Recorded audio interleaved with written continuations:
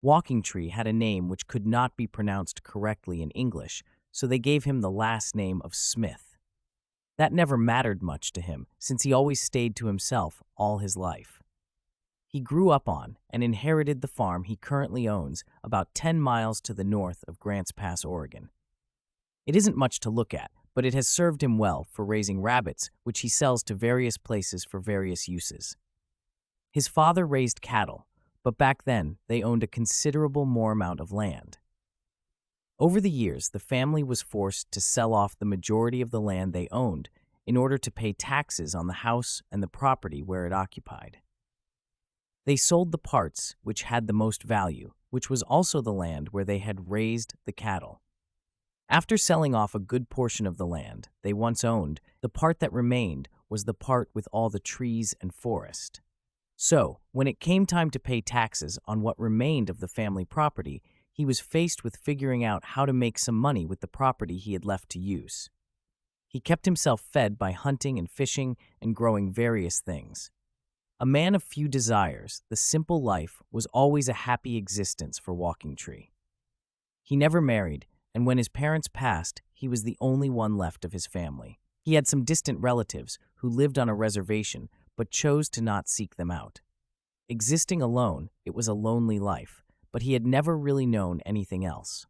He continued to live there until he was faced with coming up with the money to pay the property taxes or lose the land. He worked at several jobs, but hated the 9-to-5 daily hustle. He happened onto the rabbits by accident. He met somebody from Washington State who was making a living raising rabbits. It seemed like a good fit. So Walking Tree invested what money he had saved and began raising rabbits. Everything was good for the first year and a half. By then, he was an old hand at breeding and raising the litters. He hadn't raised the full amount of the money to pay his taxes, but he had covered his initial investment and was doing well. Then in the fall of 2018, he had his first visit. Surrounding his property, which has a house and an old barn, is nothing but forest. There are all sorts of predators which come around smelling the rabbits, but Walking Tree has a setup that protects the rabbits even from overhead predators. His rabbits do live in cages, but they are free to wander around the fenced area during the daytime, the exception being the males that he keeps separated that would otherwise fight. It was the middle of the night when he heard a commotion. The entire pen had been rigged with empty cans, so to jiggle and make noise if something ever tried to get into the pen. There was plenty of noise to wake him up. He grabbed his shotgun and rushed out to the cages, expecting to see a coyote or fox had gotten into the pen. Instead, he saw nothing but the chicken wire that he had surrounded the pen was all in a jumble. A couple of the rabbit cages were flat out gone. Whatever it was that had tore up his pen had carried off 2 of the rabbit cages. Everything was good for the first year and a half. By then, he was an old hand at breeding and raising the litters. He hadn't raised the full amount of the money to pay his taxes, but he had covered his initial investment and was doing well. Then in the fall of 2018, he had his first visit. Surrounding his property, which has a house and an old barn, is nothing but forest. There are all sorts of predators which come around smelling the rabbits, but Walking Tree has a setup that protects the rabbits even from overhead predators. His rabbits do live in cages, but they are free to wander around the fenced area during the daytime, the exception being the males that he keeps separated that would otherwise fight. It was the middle of the night when he heard a commotion. The entire pen had been rigged with empty cans, so to jiggle and make noise if something ever tried to get into the pen. There was plenty of noise to wake him up. He grabbed his shotgun and rushed out to the cages, expecting to see a coyote or fox had gotten into the pen. Instead, he saw nothing but the chicken wire that he had surrounded the pen was all in a jumble. A couple of the rabbit cages were flat out gone. Whatever it was that had tore up his pen had carried off 2 of the rabbit cages. These cages were not expressly heavy, but after accumulating some rabbit poop, plus the rabbits, plus their food, water, and containers, the cages should have been very difficult to carry away.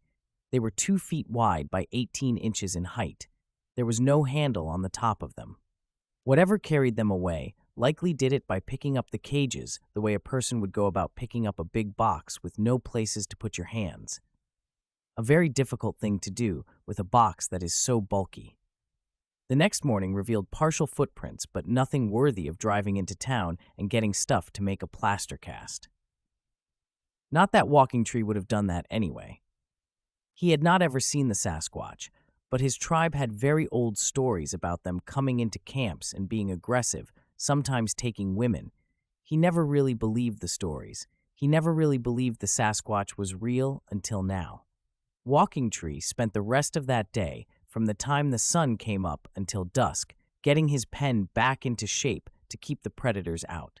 His rabbits had all spent the day in their cages, but he had things ready so they could come out the following morning and get exercise.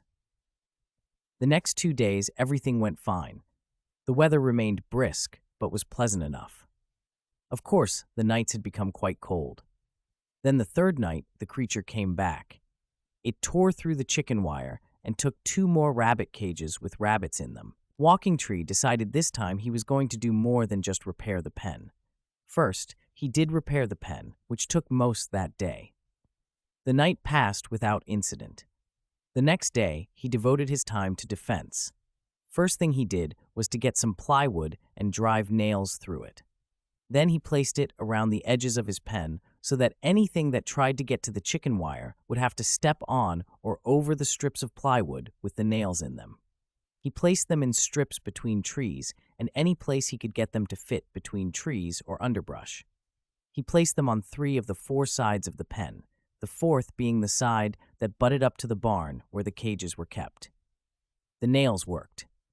Walking Tree knew the nails had worked before he ever saw the creature's blood because he was woke up by a mighty roar of pain.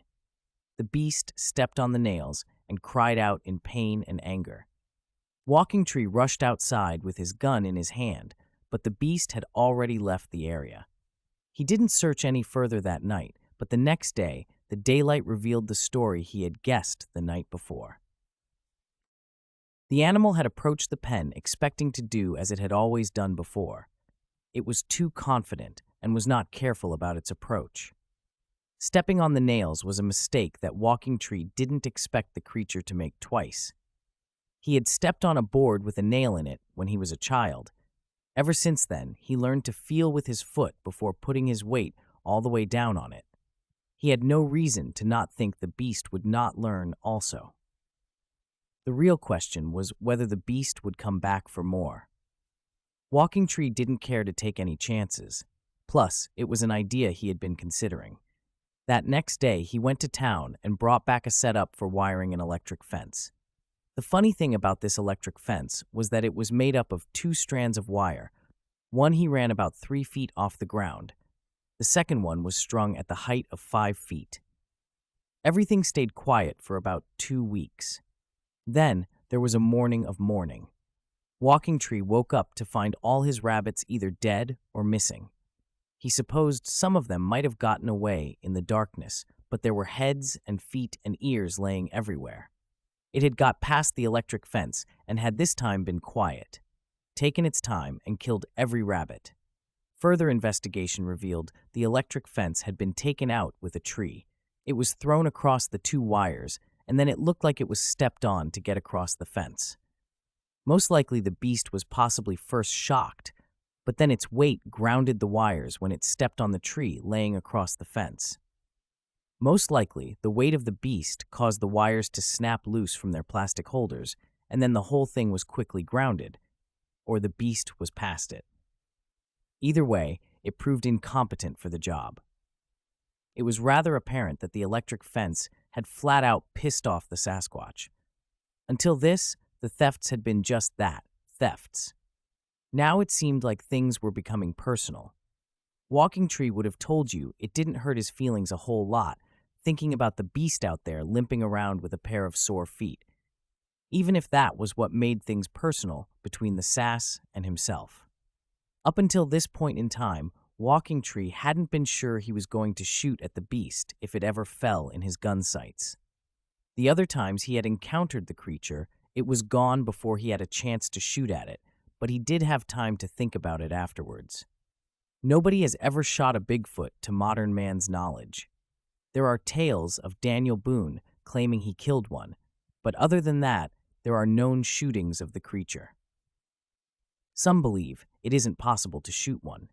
There is a modern-day tale of a man, a Native American in fact, who claimed he was nearly face-to-face with one and had his rifle, which he thought he had shot at the creature several times, only to discover after the creature had gone that he had in fact not shot one bullet, but had used the lever action to kick out all the unfired bullets from the gun. Do they have some sort of special power which prevents humans from shooting at them? There are certainly many who believe they put out some sort of frequency or otherwise unknown means of communicating a feeling of unease, anxiety, and even upsetting stomachs or causing headaches. Walking Tree hadn't experienced any of those, and he hadn't felt anything holding him back from shooting at the creature. He just hadn't had the opportunity. Before, he might not have chose to shoot at it, but after killing all his rabbits, he wouldn't have a problem shooting it now. He bought more rabbits. First, he bought just enough to birth more, plus he figured if the creature came back, it would only get the 2 sets of parents he had purchased. He rebuilt the pen, though, somewhat smaller. The rabbits he kept in cages up against the barn's back wall, as before. He installed a motion sensor light. Perhaps it, more than any other defensive action taken, was able to keep the creature away. It certainly came on enough. Walking Tree was becoming a walking zombie because he wasn't sleeping at night. The rabbits were not cooperating as they were not breeding. Walking Tree wondered if that was because they knew the creature was just outside the reach of the motion sensor, and that it was scaring them so much they weren't breeding. His next action was to buy a tarp which he put up to block seeing past it. That seemed to work. The rabbits began to breed, and things were getting back to their norm. December arrived, along with a new litters of rabbits. Everything seemed to be fixed for the time being. Then Christmas Eve came, and everything fell apart. First, the cans that were set up to jingle if the wire around the pen was bothered became active. Next, Walking Tree woke up and rushed out in time to find his pen was compromised and the top 2 cages of rabbits were gone. The motion light was shining off at an angle, and there were rabbits running around loose. Some were in the pen, others were outside it. The next morning, he would discover the beast had crushed several of the cages before taking the 2 that were gone. It had used 12 to 15-foot pine trees that had snapped off about half the way up their trunks to walk over the plywood with the nails in it. The same process was used to get past the electric wires that he had stretched. Once again, the rabbit cages were unprotected from whatever was able to get their cages open, or big enough to carry off the cages. As mentioned, not all the rabbits had been taken or killed. Those that could be found were caught and put back into the cages still remaining. The pen was fixed as best as possible with the time remaining in the day, and that night it snowed. The next day, he could see tracks where the creature had come up to the cages, but for some reason did not take any rabbits. It was like it came up and was looking at them, but then didn't take any. It went on like that for 2 weeks. Finally, it dawned on Walking Tree that the creature was waiting for them to get bigger. Sure, the only ones left were the ones from the most recent litters.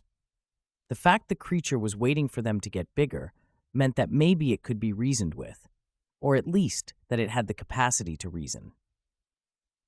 Walking Tree learned several things about Sasquatch.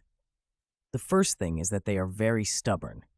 They obviously believe whatever is in their forest is theirs to take, and they apparently take it quite personally when steps are taken to keep them from what they think belongs to them. It didn't matter what he did to stop the creature. The beast continued to treat the situation as if it was belonging to it. It's been close to 5 years now. Walking Tree has never had to build another pen. He does lose the occasional pair of rabbits. However, that is all he loses. He has neighbors that have some strange things happen around their places, but his place has been left alone, other than the pair of rabbits that go missing once or twice a month in the winter season.